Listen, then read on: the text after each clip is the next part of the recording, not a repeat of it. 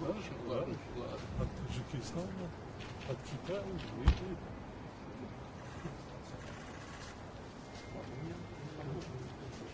Уже близко. Это старый. Вот эти.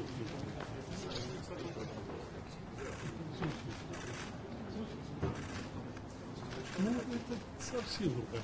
А это дерево, протокол. Как называется дерево? Абаши. Абаш?